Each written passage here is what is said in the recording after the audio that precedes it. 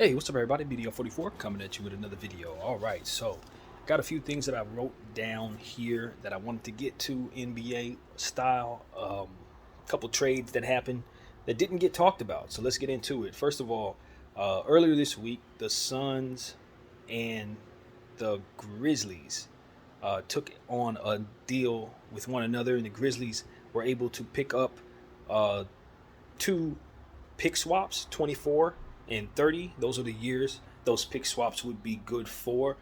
Um, and Isaiah Todd would be also headed to the Grizzlies from Phoenix. And Phoenix will be getting 3 second rounders.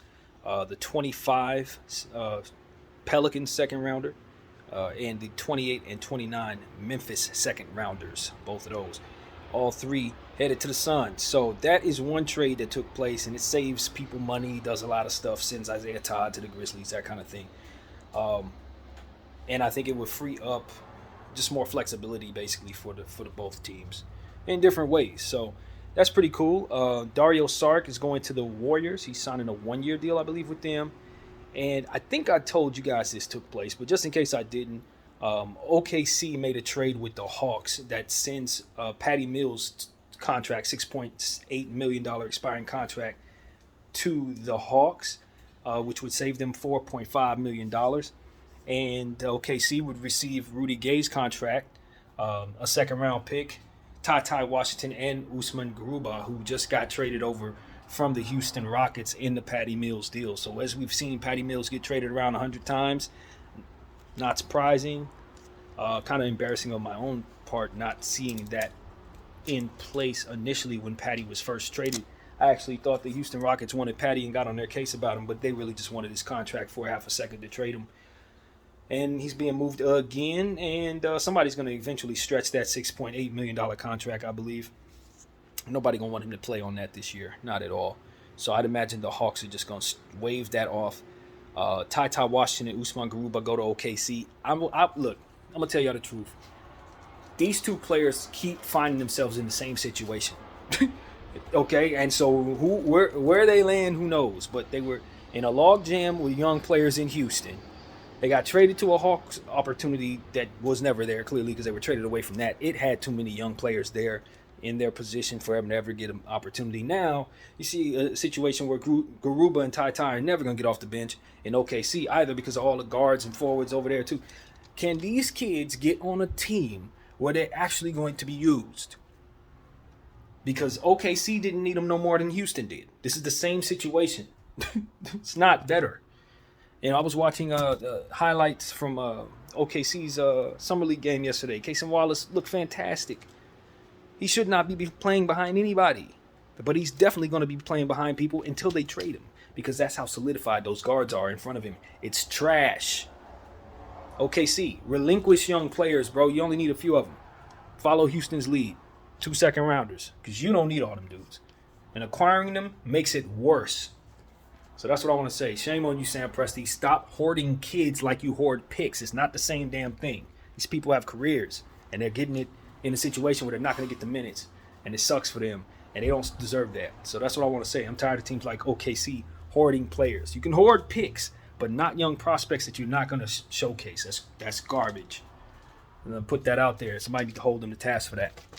So hopefully those kids get moved. And let's go on to the second thing that I wrote down, which was a list of free agents that I would welcome on my team, depending on the situation. A lot of guys that are available in free agency, I left off of the list that I wrote down. These are only players that I would welcome. The rest of them dudes on the list that I saw, I either am not aware of, or they probably don't make it in my NBA.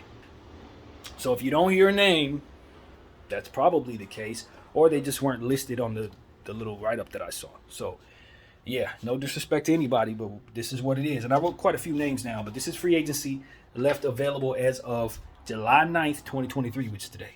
All right, we're going to go with the point guard position first. Ayo Dosunmu out of Chicago, young player.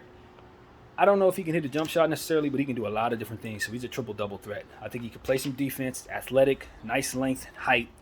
Can play some point guard, 2 guard, 3 guard, probably even stretch ball 4. But again, not really a 3-point shooter, but he can hit the shot. It's just not something you want him to do that for. But I think he's being kind of pushed aside in regards to Chicago because they got this win now timeline that they're rolling with, and I just don't know if they have the role for him. I don't know if he's developing properly, even though it sucks because I think he had a really good rookie season in his hometown. But I tell Chicago, re-signing him probably would be a good thing for the boosting your overall, depth. But I don't know that you necessarily have the role that a player like this, who I think is pretty talented, especially on the defensive side in open court, getting in passing lanes, getting in transition, stuff like that. He would be a really nice wing somewhere. And there are a lot of teams that could use Ayo Dosunmu. So I don't think he's a guy that should be out of the league. His upside is strong. He's headed upwards, and he's shown me enough to know that he should be on a team this year. So without a doubt, Ayo Dosunmu needs to be somewhere. Mac McClung, one of my old Laker guys. I don't know if he's quite made it in the NBA as of yet, but I know he can get off the ground. And when he does get minutes in various different situations, he does a lot of good things in a lot of different areas. So Mac McClung's a guy that I think deserves an opportunity in the NBA. John Wall. John Wall's a guy who I would not have put on this list because he's a bit old for my liking. But because Phoenix exists and they could use him, because a team like Utah could use him, I'm not going to push him out of the league just yet. I think the point guard position is so slim in free agency that there should be teams that are very interested in seeing what's up with John Wall's workout today that he's holding for a bunch of teams. I know certain people are laughing at that, but I'm telling you, the free agency list for point guards is garbage. So a guy like John Wall's value is strong for what it is. A veteran's small amount or whatever. But the point is, this season, John Wall should be on the team this year. Scottie Pippen Jr., Laker prospect. I expect to see him in the Summer League game that should be coming up in about 3 minutes. I don't know if he's going to be playing because he's got an ankle. I'm glad he's still with our organization in that regard, but he's a free agent as it pertains to the NBA. So just like Mac McClung last year, who was taken by the Philadelphia 76ers off of my Lakers, he can too be taken by the Philadelphia 76ers. And that's a joke, but it's not, because the Sixers keep taking players from us. Now, granted, it ain't usually point guards they take from us, but centers, as we know, they've taken like 5 centers from us in the last 6 years.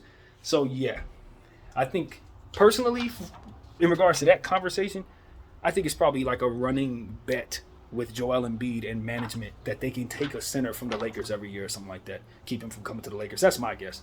It's like, you don't need to go to the Lakers because every backup center they're ever going to get, we're going to take from them. So that seems like that's exactly what's going on over there. Anyway, Scottie Pippen Jr. nevertheless has nothing to do with the Philadelphia 76ers at all, but he does have something to do with the LA Lakers, and I want him back on the team. Even if it's just to keep him on a two-way, he should be in this league. He's good enough to play. I've seen enough from his highlights, studying him as a player prospect for my Lakers, to know that he should be in the NBA. He should. So that is a player that is highly underrated at this point. And Frank Ntilikina is a guy that I think should still have opportunity with the league. He's still a young player. He's gotten a little bit better every single year, even though he's like buried on the bench everywhere he goes. I don't think he's much better than a role player. He really isn't. But he was so young when he was drafted that I know he's still young right now. He can't be any older than 26 years old right now. So I think Frank Ntilikina should be given an opportunity. He's a really good defensive point guard who should be able to boost their bench, man. Definitely good with third unit, second unit. And that concludes my point guard list. And it tells you how trash the point guard list is. It's only 5 players, and I could argue 2 of them ain't even really point guards. And Ayo Dosunmu and Mac McClung. I'm not really sure they're even point guards. But that is what we got. The shooting guard position. It's a bit more like in the shooting guard position. You got Josh Primo, who's coming off of the creep situation in San Antonio, where the shrink said that he showed himself to a repeated situation. It was really bad, but at the end of the day, homie was like 21 years old, 20 years old. So as far as I could tell, that's a lottery pick who was showing supreme upside before that happened. He didn't forget how to play basketball, which means his upside is still all-star. And he's out there. And maybe you're staying away from him for good reason. Hopefully he's getting whatever straightened out in his life to make him so that that kind of stuff never comes up in regards to his name again. And if his mental health isn't where it needs to be, then he probably shouldn't be asked to do too much anywhere. But if he's good to go, and if he's in a good space mentally, then just like anyone else who needed to take a year off, I think it's time to bring him back. And I would not rule out San Antonio. I don't know if the shrink is still there. I don't know, there was a lawsuit there. So all of that was taken care of legally from what I understand, and now it's just up to his representation to get his name back out there as a player who has high upside in a shot-making league. He's a shot-making player. So I haven't forgotten how good Josh Primo is. He'd already be on my team if I was running the team. If he was okay, he'd already be here. So with all due respect to all the people on this list, he might have the most upside of anybody left in free agency. He just might. But it's all about his head. All right. Next up, Svi Mykhailiuk. Svi Mykhailiuk is a guy that the Lakers drafted I like a lot. I think he had a good year with Charlotte last year, kind of boosting their bench a little bit. High upside role player. He's a guy who can score some, get off the ground, has a nice little pop to his step, nice mechanics. Shorter player, but I've seen him do some good things on the defensive end to help me understand that he's not a complete liability defensively. And I think he's an NBA pro, a young one at that. So I like Svi, always have, and I hope he gets a spot. Next guy, Trevelin Queen. Another guy that I like a lot. Lakers had him in their summer league 2 years ago. Had him on a not a two-way deal, but just kind of him roaming around with our summer league team and our preseason team a few years back. And he really popped off the screen as a two-way guy with length who can hit a three, do some good things. I think he played with the 76ers last year for a quick second. I don't know that he had a role there. But I saw enough from him to know that he's a nice wing in an era where you need wings with length and stuff like that. He fits the bill and he can play. So I just think he's a guy who needs an opportunity, and I don't doubt he'll find one. Jalen Noel, another guy. Lakers, these are guys that I know from having on my team that we didn't keep. Yet another one who Jalen Noel damn near hit every shot that he took as a Laker. He was one of the dudes that just came in and immediately played well, and we just kind of didn't keep him for no reason. Definitely wouldn't have been something I did. I had kept him on the team, but he played some years with the Minnesota Timberwolves as of late. Did some good things with their team, but I'd like to see him in a different situation, a more high-powered Utah Jazz type offensive situation. I think he could pop off the screen, go somewhere where he could be showcased a little bit. I think he's a better shooting guard than the Minnesota Timberwolves have shown him to be, and he's still getting better. So I like Jalen Noel a lot. As a nice role player off the bench. Romeo Langford, another guy who's I know can do some things based on his body type and his length, the prototype that he is. Romeo Langford is a guy who played with the San Antonio Spurs last year, drafted by the Boston Celtics and just wasn't developed properly in Boston, but did some really good things in San Antonio, but they were tanking and they got a bunch of forwards. So he was able to show that he's productive fantasy basketball-wise, and I would love to see if that translates to him being a good player in a good situation. Now, granted, I don't know that San Antonio shouldn't be bringing him back because he's one of the key guys that I think would fit right in with what it is that they already have. So I think he's a candidate to return to San Antonio. I think San Antonio is probably holding out on signing some people on this list, Josh Primo and Romeo Langford, because they probably have some other things they're trying to figure out if they want to do with the cap space that they have. I wouldn't rule them out for being a trade partner. I think San Antonio's still going to do some things before the season starts. And yeah, so I think Romeo Langford definitely should be in the NBA, and I think he probably should be returning back to San Antonio. But if he doesn't, there's a handful of teams that I think would love to have his services, particularly on the defensive end. And he's a high-level player that just didn't develop properly. So if you do develop talent, his trajectory is headed upward. I can tell you that right now. He's only going to get better from here. So that's what I think of him. RJ Hampton has just been buried behind different players in various situations. He was an Orlando Magic. They got a million guards. There was nothing there for him. He got up out of there, went to Detroit. They're a rebuilding team. Wasn't nothing going on up there. So he's kind of just been in some situations, hasn't really been able to really get off the ground. I think he was with the Nuggets initially when he was drafted, if I'm not mistaken. He showed a little pop on the bench, but I think he played hurt in his rookie season or something. So it never really popped off for him. But he's a young player. I follow him on IG. He posts all the time in regards to how much hard work he's putting in. And I know he was really excited about that opportunity with Detroit. Hopefully he'll find another one somewhere in this league this year. All right, another guy, Terrence Davis. Terrence Davis of the Sacramento Kings. I'm surprised they're not bringing him back. He's one of them dudes that kind of not like Dwight Powell, because I wouldn't say that he's like Dwight Powell in the sense that it's just a foregone conclusion he's going to come back whether he's good or not. But he is a guy that's had some good years with Sacramento Kings consecutively, and they have such a deep bench that they keep so many players on in regards to they have more players than most teams, that I figured they would just bring him back as one of those players. I have no doubt that he fits in. I have no doubt that he's comfortable in and out of the lineup, you know what I mean, that kind of thing. So I just feel like Terrence Davis is somebody who should be in the league right now, and I would be very surprised if Sacramento didn't find a way to bring him back. He just kind of belongs there, sort of, if that makes any sense. Another guy that I like on this list, Jarrett Culver. Jarrett Culver is a guy who was drafted by the Minnesota Timberwolves many years ago. Never really got off the ground, but his issue was that he could never really hit shots. His athleticism's there. His speed is there. I did a little homework on him about a year ago when he was waived by Minnesota or something like that. Memphis, I believe it was. And just kind of got, up on what it is that he can do. And he's still a player with a lot of solid upside. I'm not going to say he's a star like he was drafted to be or anything like that, but he's still a guy who can contribute on the defensive end and have that turn into offense for him. And he does have some athleticism and some nice touch on his jump shot when it falls. He's not known as a jump shooter, but he is somebody that I've seen enough from to know that he is someone who should be in the league. Athletically, he's fast. So if I'm trying to build a fast team with some upside and some players that can move around, for example, the Phoenix Suns, Jarrett Culver should be on that team right now. Just put him on the team, put him on the bench. He will help boost your offense with a guy like Lee. So I think that's the move. I don't know what their situation is, but he ain't going to cost much. He's still a high-level upside player who's going to get better, still young. That's the type of piece Phoenix needs. So I don't know if they're interested, but if I'm them, him. Cleveland, him.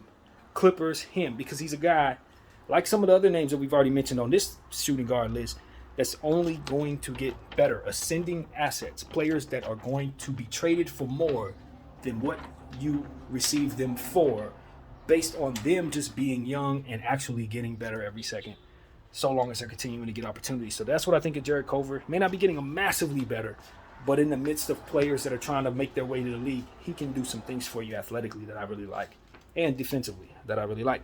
And Shaq Harrison, guy that was on the Lakers last year for a half a second at the end of the season. Every time I've seen Shaq, he plays well. He's a defensive guy too. Definitely going to make money on the defensive end. Definitely going to steal the ball. I haven't seen enough from him offensively to know what he has in his bag. But I do know that as long as he's been around, he's been somebody that's known for doing things defensively and a very strong and well-conditioned athlete. Definitely a well-conditioned athlete. So that's what I like about Shaq Harrison, 30 years of age. I think he should be on a team as well. And if not, then I'm pretty sure he will tear it up somewhere, because that's just how he moves. All right. Also, the small forward position has a few names on here. Not nearly as much as the shooting guard position, though. I only wrote down 4. So that'll tell you what I think of the small forward position here. And a couple of guys in the power forward and shooting guard position can play the 3 too if you need them to. But I wrote them down here. Kelly Oubre played with the Charlotte Hornets. Of course, you know him, drafted with the Washington Wizards. Had some good years with Charlotte. Phoenix, he had a really good year. Golden State, he played with them as well. So he's kind of jumped around. Probably going to be a little priced too high based on what it is that you expect him to do. He usually plays really well, but has had some very bad injuries those same years when he plays well. So it's kind of like, how many games do I expect him to play? At what level do I expect him to play? At this stage in his career, is there any upside left? And do I want to pay his salary if the answer is no? And I think that's why he's still out there. He's too good to add on as a role player. He's going to cost too much. And he's not good enough to add on as a solid starter or star. So he's nestled in a lane in this league that people likely don't know what price tag to put on him, but they know damn well it's going to cost more than what they want to pay. So that's exactly what's going on with Kelly Oubre. He's not alone in that. There's a couple guys like that. He's just happened to be one of them. I don't want to pay that salary, but I know if I get him at a discount, he can make me a champion. But he probably ain't going to want a discount. And that's kind of how that goes for Kelly Oubre. Next guy, Kevin Knox. Kevin Knox is a guy who he's always been able to hit a jumper. He's always had a big body, good length for the NBA. But I don't know if his passion is in basketball. And that's really that's the letdown with Kevin Knox. He's always had the talent to be better, but he never's been known for having his focus on basketball. And so the Knicks didn't really work out. He had opportunity with Atlanta. Of course, they let young players come in and out of that organization like water flows. And then from there, they went into a situation where he ended up with the Blazers, where I thought he did some good things. And now he's a free agent, and I don't know that the Blazers are bringing him back. The Blazers aren't doing anything to make any sense, so I wouldn't take that as a sign that he had anything wrong with him with the Blazers. If anything, they're doing stupid stuff over there in Portland because they don't know what the hell to do with themselves in regards to Dame. They seem a bit distracted. So that's what I'll say. They should have never let Kevin Knox go. They should have never let Trenton Watford go. There's a lot of things that Portland did that they shouldn't have did. Letting Kevin Knox go is probably just another one of them. So I think he's a nice player who's getting better. Probably could afford from the maturity that has come with being in the league over the last several years. And I think he's on the rise as a nice role player who can hit some jump shots. And if he gets in the right situation, he's really going to boost a team with the size he provides. So I think a team would be wise to pick him up. Again, ascending value talent. However, look small. And see, that's the thing. When you think of ascending value, a lot of guys may say, well, he doesn't have upside of a star. No, he's just going to be a better role player than he is right now. And because of it, he's going to be worth more when I develop him into that. So that's what I keep telling people. So that's what I mean by that. Stanley Johnson is definitely a player I want to list on this thing as well, because he played so well with the LA Lakers 2 years ago. And we just traded him away in a trade that I didn't want to involve him in regards to getting rid of THT's contract and bringing back Patrick Beverley, which is one of the worst trades we've ever done, in my opinion, just because we traded young players for an old guy who ultimately really didn't help us as much as we wanted him to. So Stanley Johnson is a player I wish the Lakers still had. A small forward we don't necessarily need right now, but then the point was he played that well and deserved a more of an opportunity with the Lakers particularly. I don't know if he played as well with San Antonio after that. But with the Lakers, he was able to effectively hit shots when we need him to and really play consistent good defense most of the time. We could count on him to really hold down the small forward position during a year where we didn't have a whole lot going. Bron being injured, etc., AD injured. Our team was bad, and he was a bright spot on that bad team. So hopefully he gets a spot, man. And the last name is Justice Winslow. I was arguing with myself about putting Justice on this list, to be honest with you. He's one of them dudes who's almost out of here. And it's not necessarily because he can't play, because he certainly can. It's just that the injuries has kind of robbed his career of what his upside truly was when he came out of college. I remember the guy. He was a fantastic guy who could guard just about every position and do things on both sides of the floor. He had a lot of upside, but the injuries came through, robbed him of that. And he's had some good games since, really good games, but he hasn't been able to stick nowhere. So it's like he'll have a good game against the Lakers or something, but the majority of the year you just don't hear his name very much. So I'm worried that he might be out the league. But he's on this list because I know what he can do. So that concludes my small forward list. There ain't too many. Moving on, power forwards.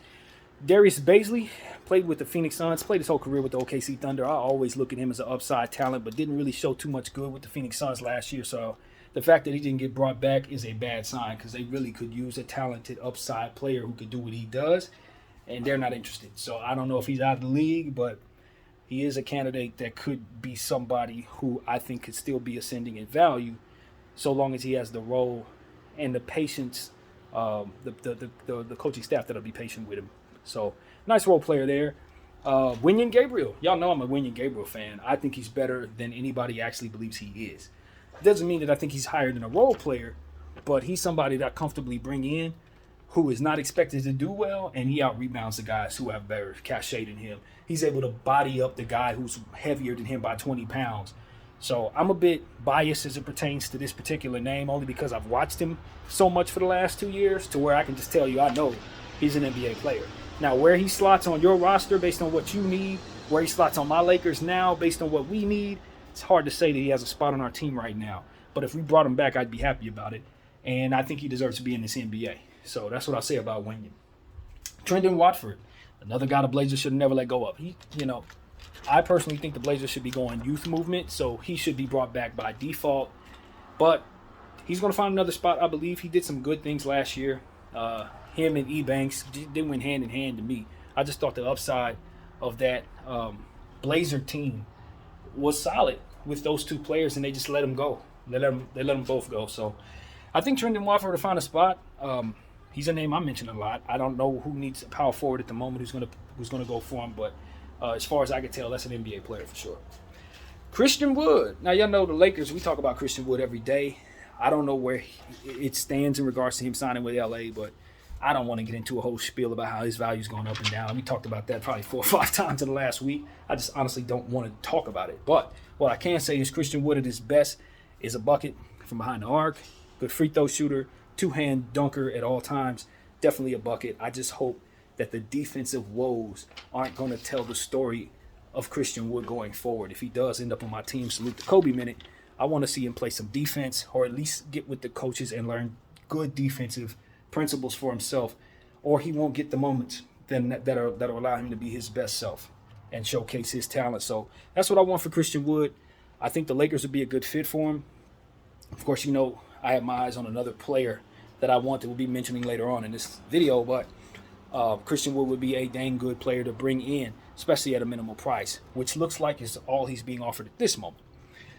Next up, PJ Washington. PJ Washington of the Charlotte Hornets. Again, just like Kelly Oubre, a little too good to pay his salary, maybe not quite good enough to want to.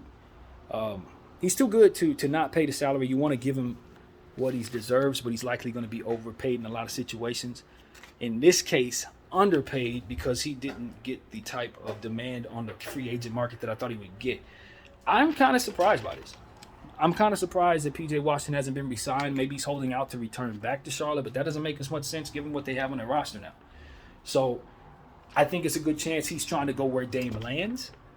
You know, that kind of thing. Maybe if Dame gets traded to Team A, he just ends up there by default based on how things will shake loose, and then his salary may come about based on the salaries that get moved around and freed up. So I think he's kind of waiting for that type of thing. Big trade A, power forward gets moved. Oh, we got a free spot and $5 million. And here comes PJ Washington with a 3-year deal or something. You know, that kind of thing. So that's what I think is coming. I kind of have him listed above Christian Wood in terms of players that I like on my list for my Lakers. If we can get him for a low price, I just didn't think he's realistic. He's not coming off a bad year or anything like that. In fact, he's coming off a pretty good one. And he's a 30-point scorer. You know, this is not somebody who's just going to go out there and suck. You know, I've seen PJ Washington get 30 points, 2 blocks, 10 boards. Like, he's a good player. Could stretch the floor quite a bit. So I could argue he's the best player on this entire page, to be honest with you. And I just don't know that he has a spot in Charlotte anymore. So he should be off the board very soon. And I would love for him to be a LA Laker. But I don't want to pay maximum salary for him, and I think that's what the league is thinking. So, yeah, that's it. Juancho Hernangomez, a nice player. He's a good center, power forward combination. I actually think of him as a center more so than a power forward. But he can score the ball. I just think that his upside is kind of capped off just by what we've seen over the years. Just hasn't gotten much better, but is solid. So Juancho is somebody who I've seen play well, and I wouldn't doubt he still belongs in the NBA today. KZ Okpala. Played with the Sacramento Kings and the Miami Heat. Nice role player. Still got a young guy. Power forward length. I think he's more of a small forward, to be honest with you. I look at KZ Okpala. He tends to come in as a small forward. Yeah, that's how I look at him. Don't know much about his game, but I know he was with that Sacramento Kings team. So that's about as much as I can say. And Nathan Knight played with the Minnesota Timberwolves last year. They were afraid to check him in. But he was the best size player they had to throw at us in the play-in tournament when they started going into situations where the injuries started taking over. Naz Reid went down. Karl Towns kind of in and out of the lineup. They needed Nathan Knight to be able to show up. And unfortunately, he hadn't developed yet. Minnesota wasn't developing talent, so how could Nathan Knight ever really become who he needed to become? So he's a guy I look at because I understand that he never developed. That you can't really say he sucks or is any good. He just never got any playing time, and he was with a franchise that never develops talent. So I think that's turned around now in Minnesota. I think they're going to start doing things correctly now that they have to based on their cap situation, find something out of nothing with young players. So I think they're on the roll with that now. And I wouldn't be surprised if they bring back Nathan Knight just because he's their prospect and they didn't develop him. So that would be what I'd do. Bring him back and give him an opportunity. All right, and the center position, last but not least. It is it's some pretty good names still left here, to be honest with you guys, on the center position. Dwayne Dedmon's a guy I put on the list, even though he's a bit old. I don't know if he still has a role in this league anymore, but this might be like the last stand for a guy like Dwayne Dedmon. I usually see him on teams. He's Orlando, San Antonio, Miami. He's always on one of them teams, so I'm pretty sure he'll find himself on one of them again. Bismack Biyombo had a good year with the Phoenix Suns as a backup to Ayton, but he was also in there with Londale, also in there with someone else as well at the center position. Torrey Craig played some big man roles, so he was best when he had a lot of other players play the role, so he doesn't have to play too many games, and he can continue to give you small spurts of high level intensity, rebounding, dunking, and hopefully blocking some shots as well. So he's an aging player. But last I saw him, he was serviceable so long as he had plenty of backups and stars ahead of him and all kinds of stuff like that to make him a fleet of big men rather than somebody you're relying upon for any reason. So I think that's the role for Bismack. And that's why I wouldn't sign him as a Laker center per se in our situation. Next name that I see here is Bol Bol, the guy I want on the Lakers. It looks like he's going to the Phoenix Suns.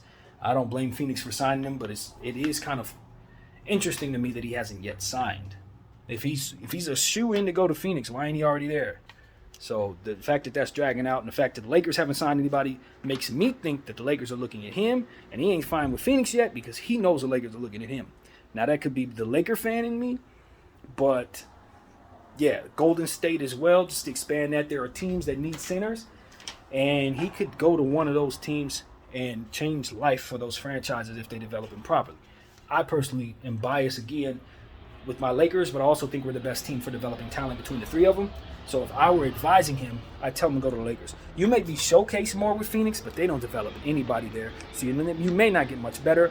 And if you suck, they're going to get rid of you because they don't have time to be playing around. We are in the same situation, but we're intent on developing players, and that's why young players shouldn't have a problem with coming to the Lakers. If anything, they should want to be here, and it ain't for the bright lights and the purple and gold. It's because we're the standard in the league at developing players. And Bobo, you need developing. So that's what I got to say there. Jay Huff is another name on the list. He's playing with the Summer League for the Houston Rockets. Doesn't look that great to me right now, I'm not going to lie to you. But then again, he's on the floor with a bunch of athletes, so it's kind of hard for him to look his best in that situation, in my humble opinion. But, you know, he's a shot blocker. Somebody could stretch the floor, and if his conditioning ever catches up with the speed of the league, he's going to be very good, especially at interior defense.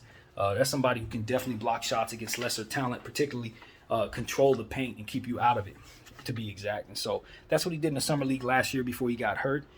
And, you know, Jay Huff is still pushing forward, trying to make it in this NBA. So stretch five's always going to hold a value, and as he continues to get better, I think there will be an opportunity for him in the NBA eventually. Moses Brown, a guy who can't seem to stick with a team, even though he has a game where he's had like 24 boards or more in this league. He just doesn't have a jumper, can't shoot free throws, so he has some key weaknesses that hurt him. But at the end of the day, if you need somebody to rebound the basketball, he's definitely capable of that. Super long arms, super tall. I think he's like 7'1" or something like that. So he's definitely got the metrics for the NBA, but as unfortunately his weaknesses just kind of hold him back from having real upside in the league. But I think at the end of the day, the youth and the ability to see him as a prospect that could really boost your size in this era should be interesting to some teams. So I think he's going to be brought in. Willie Cauley-Stein, kind of look at him the same way, even though he's getting up there in age. He's still not quite 30, I don't believe, yet, or anything like that. So given the fact that the Dallas Mavericks just brought in his doppelganger in Derek Lively, actually his upgrade, I think that there's a chance that Willie Cauley-Stein could have some demand in this league right now. Now, I don't know how much, but a team like Golden State should be interested in possibly bringing him in. He should be in this league right now. Also, Mfiondu Kabengele, Dikembe Mutombo's nephew, I believe it is, started his career with the Clippers, never quite got off the ground. I don't know what he can do, but I know he comes from good stock, and he hasn't been in the league that long, and when he was drafted, he was very young. So he's still young. He's still a project. He still should be studied, and if he's good, invested in. I don't know, but I know the name, so I put him on here. Tony Bradley, guy the Lakers drafted many years ago, sent him to the Utah Jazz real quickly, just like we did Isaiah Jackson, just like we did DeAndre Hunter. This is another one of the guys that we drafted and didn't keep. Pretty solid center, role-playing center. I don't know if he has a whole lot of upside, but I think he's a nice guy to have as your third-string center or a backup. He usually comes in where guys get hurt and plays excellent in backup roles behind whoever the main guy is playing ahead, backing up that center. So I like Tony Bradley for what it is you want him to be. He's been really serviceable in the situations he's been in, especially in Philadelphia, playing behind Joel Embiid several years back. And last but not least, Nerlens Noel. I think Nerlens Noel is probably at a space in his career as a veteran where all he really is going to be asked to do is rebound, block shots, get easy buckets, and sit down, probably play like 15 minutes a game, 20 minutes a game. No upside in my opinion, but a lot of teams like Nerlens Noel. More so in name than production in my opinion, but I don't think he's quite out of the league. I don't think so. So that concludes my free agent list. I know it was lengthy, I know it was long, but hey, that's what we do here. We don't speed through just about anything. So I appreciate everybody rocking with BDF 44.